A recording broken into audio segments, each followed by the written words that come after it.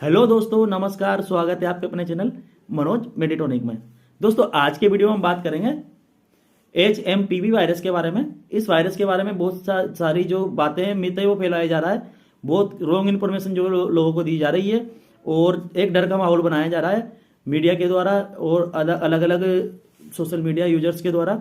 तो दोस्तों, इस वायरस को हम पहले जानते हैं है क्या है, कब ये आया था। कुछ लोग तो ये भी बोल देते हैं नया वायरस है।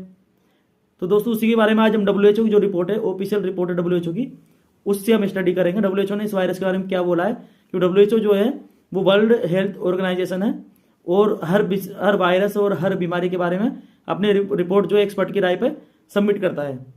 तो उसी रिपोर्ट के आधार पर हम आज इस वायरस के बारे में आपको बताएंगे। तो वीडियो को पूरा देखना और अपने दोस्तों के साथ, साथियों के साथ जरूर शेयर करना। तो पहले बात कर लेते हैं, ये वायरस जो है HMPV वायरस इसको बोलते हैं। इसका फुल फॉर्म अगर हम देखें तो ह्यूमन मेटा न्यूमोनो वायरस इसका फुल फॉर्म होता है। ठीक है। और ये अपर रेस्पिरेटरी ट्रैक्ट जो होता है उसको इन्फेक्ट करता है मेनली। यानी जो अपर रेस्पिरेटरी ट्रैक्ट होता है, यानी अपर वाले पार्ट यहाँ से लेके ये ऊपर वाले पार्ट होते हैं रेस्पिरेशन के, उनको इम्पेक्ट करता है। ठीक है।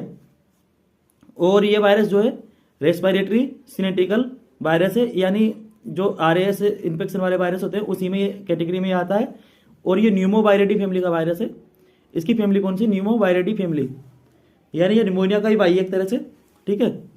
कुछ देशों में इसका फैलाव जो बहुत ज़्यादा अभी देखने को मिल रहा है, जैसे चीन में।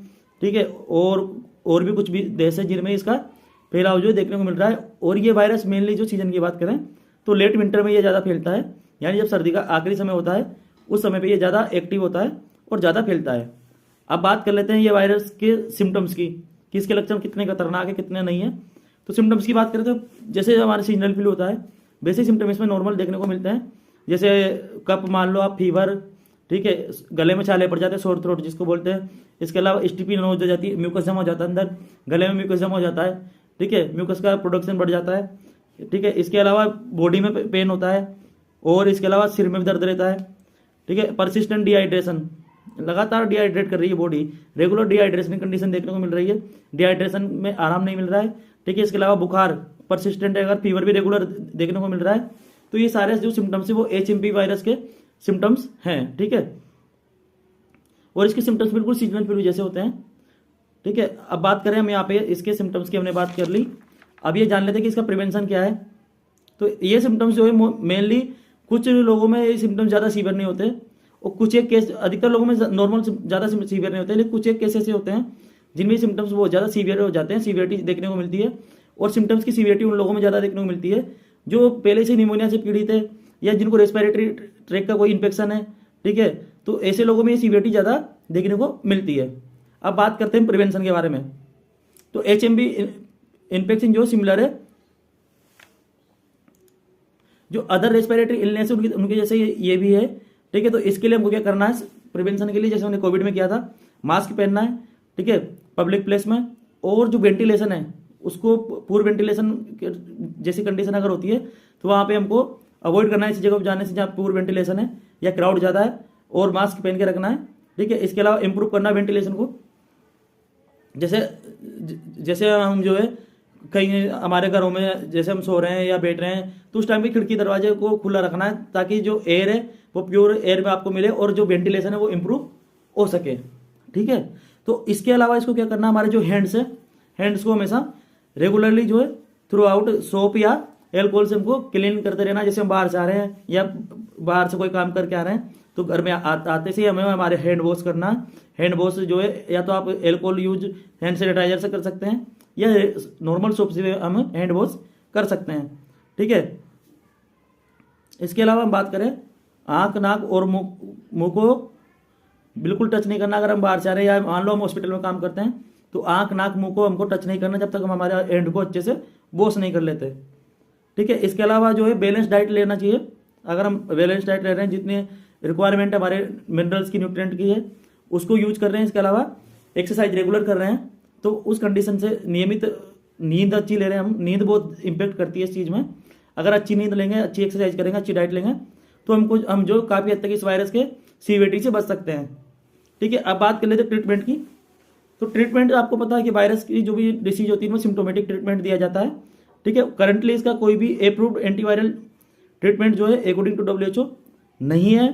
ठीक है, केवल जो कोजेस है उनको ठीक किया जाता है, जैसे फीवर है, ठीक है, इसके अलावा डिहाइड्रेशन है, बुखार है, कफ है, कोल्ड है, इनको ठीक किया जाता है।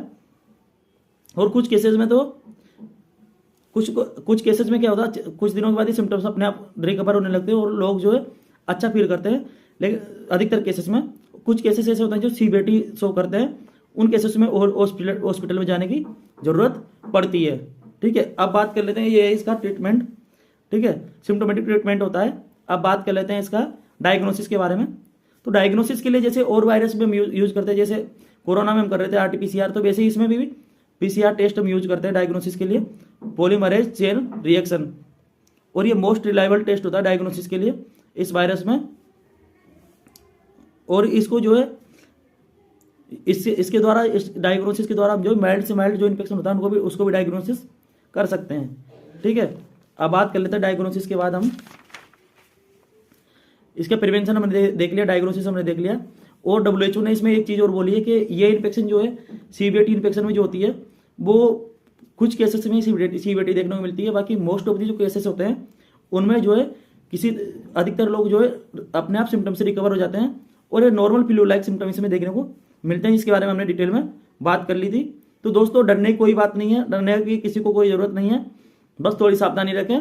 और एक चीज़ और देखी गई है कि अधिकतर ये वायरस जो है बच्चों में फैल रहा है, ऐसा WHO ने नहीं बोला, लेकिन जो केसेस आ रहे हैं सामने तो बच्चों में ज़्यादा खतरा इसका देखने को मिल रहा है, क्योंकि जो बच्चे होते हैं छोटे बच्चों में निमोनिया का खतरा भी रहता है, तो इस वजह से बच्चों में ज़्यादा इसके केसेस देखने को मिल रहे हैं। तो उस हिसाब से थोड़ी सावधानी बरतें, बाकी डरने की कोई ज़रूरत नहीं है। ये वायरस कोई नया वायरस नहीं है, 2001 में इसको डिस्कवर किया गया था और अभी जो है इंडिया में इसके ज़्यादा केसेस अभी देखने को नहीं मिले, लेकिन फिर भी सावधानी बरतें, सतर्क रहें। ठीक है दोस्तों, तो ये थी जानकारी HMPV वायरस के बारे में। उम्मीद करता हूँ कि जानकारी आपको अच्छी लगेगी, वीडियो आपको अच्छा लगेगा। अगर आपको वीडियो अच्छी लगे, जानकारी अच्छी लगे, तो अपने सारे साथियों के साथ, दोस्तों के साथ ज़्यादा से ज़्यादा इस वीडियो को फैलाएं, क्योंकि सही जानकारी मिलना सभी के लिए जरूरी है। ठीक है दोस्तों, मिलते हैं नेक्स्ट वीडियो में, तब तक के लिए जय हिंद, वंदे मातरम। स्वस्थ रहें, मस्त रहें।